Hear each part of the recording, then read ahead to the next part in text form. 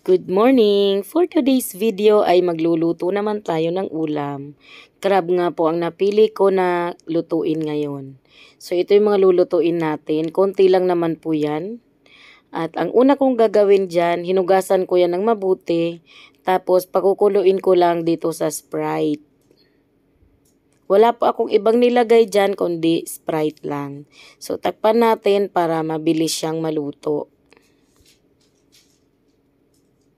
Manamis lang yan. Para talagang pati yung laman niya, malasa talaga. So actually, pwede natin yan lagyan ng konting asin. So ang ginawa ko po dyan ay, pinatuyo ko lang yung yung Sprite. Pag matuyo na yan ay luto na po ang ating crab.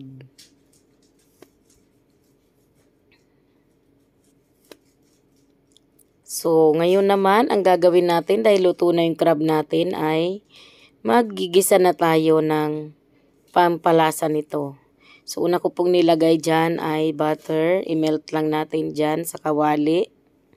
Pagkatapos ay lagyan natin ng dalawang garlic po yan. Dalawang malaking garlic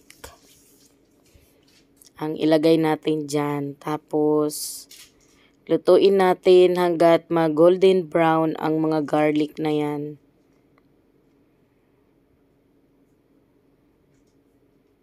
So, medyo matagal ang pagpapagolden brown sa garlic. Ilagay natin yung sibuyas.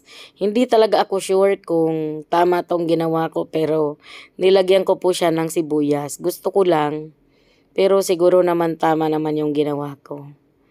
Ayan.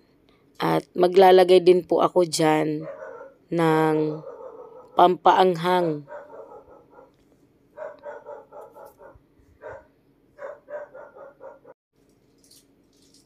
Ayan, ang pampaanghang natin, chili sauce yan.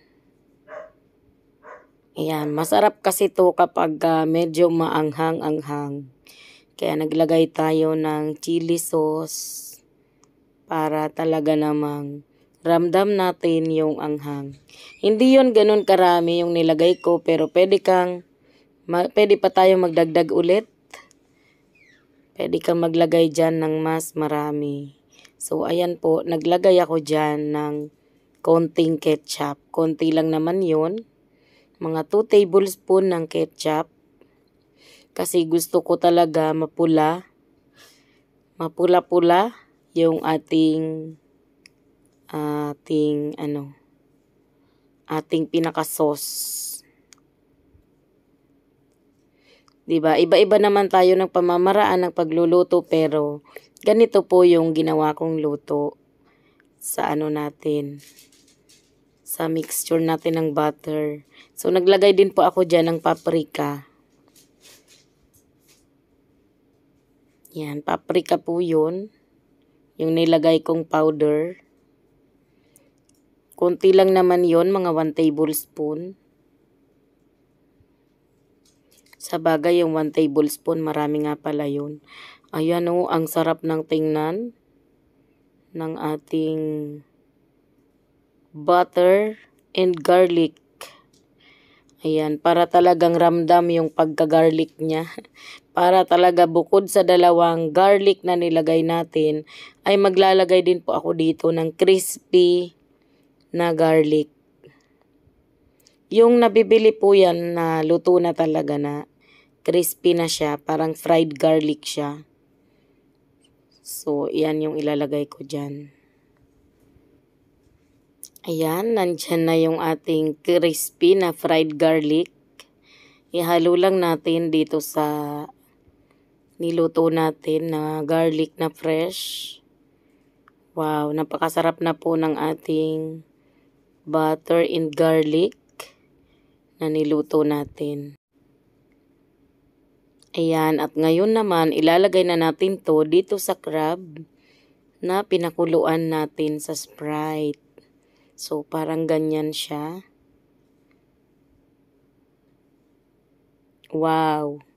So, ito na po. Luto na ang ating garlic and butter crab Napakasarap po nito. Talaga namang marami ka talagang makakain kapag ganito kasi yung garlic pa lang at yung butter na na ihinalo natin dito sa pinakuluan natin sa Sprite na crab.